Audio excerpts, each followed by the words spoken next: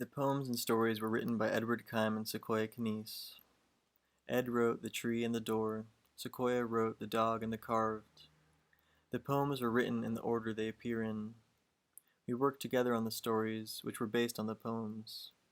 Ed did the actual writing, while Sequoia worked on storyboarding and did the editing. We worked on the planning and storyboarding together naturally, as it was quite the undertaking. We put the four separate poems together into one cohesive whole in the form of the story after we wrote them. The character throughout refers to all of us as shaped by our love and our pain, regardless of age, gender, race, or any other distinguishing factor. The scars that we bear are worn proudly.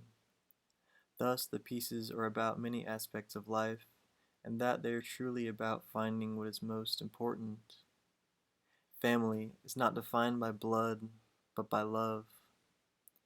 We brothers created this from our dreams, our fears, and the wisdom we have fought so hard to attain. Follow he who followed you, or be lost. Edward and Sequoia.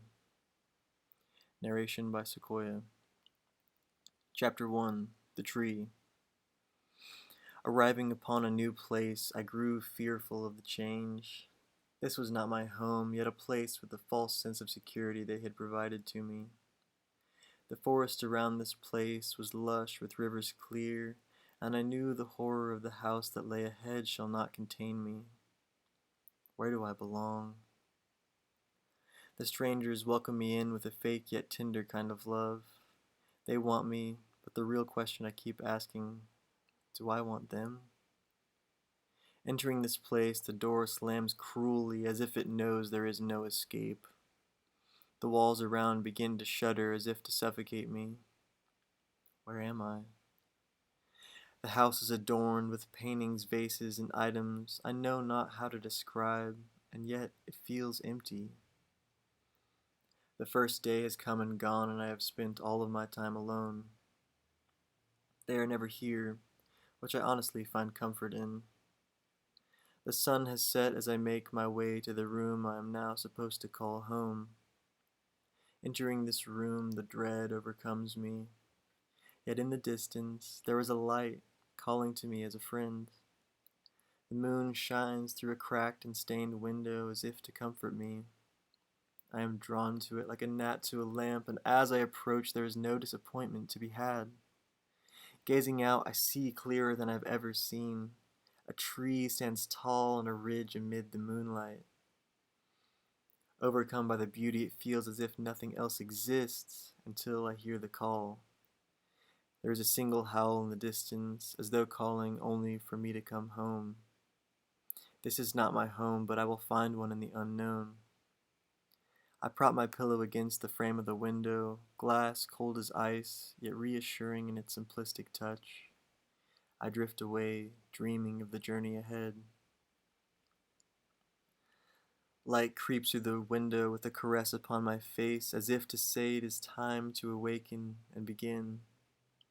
Approaching the door, stained cherry blossom red, I begin to feel that it wants to keep me.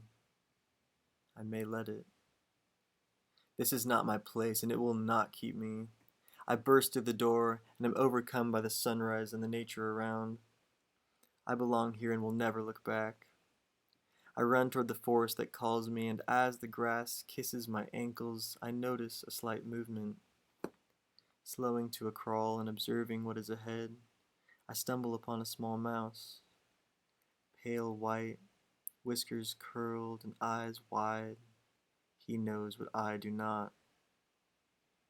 He looks at me with timid mistrust, but does not run, as if to acknowledge that we are both being chased by something. In the distance, I notice a snake lurking toward its prey. In the air, a bird is hunting for the hunter. Is this what I seek? A world of peril and death? Am I the hunter or the hunted? I cannot shake the feeling that this is how things must be, and that to seek what lay out my window is my destiny. Leaving the animals behind in my sprint toward the forest, the sunshine slowly fades as I enter the blanket of branches above.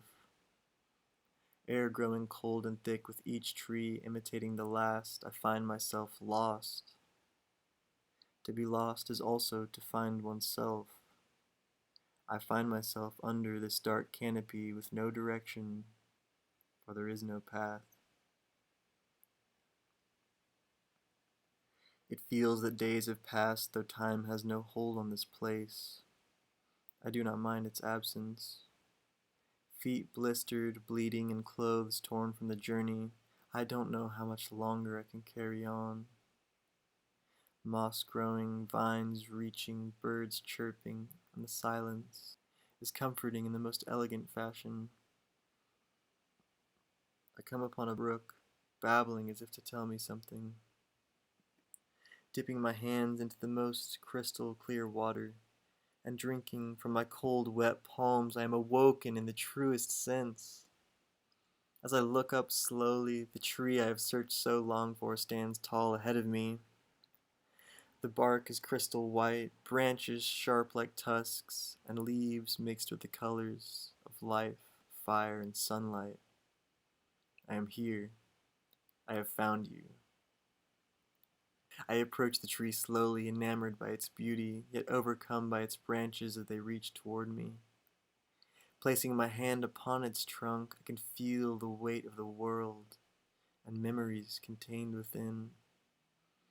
Carved in its skin are the names and shapes of love, now long gone but not forgotten, not by the tree. I know now why I have come all this way to find you.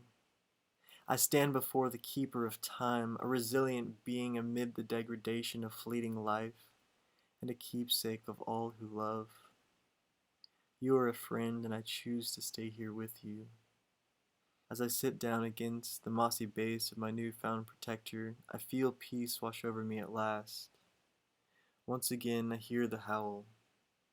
This time it is not to call, but to welcome me.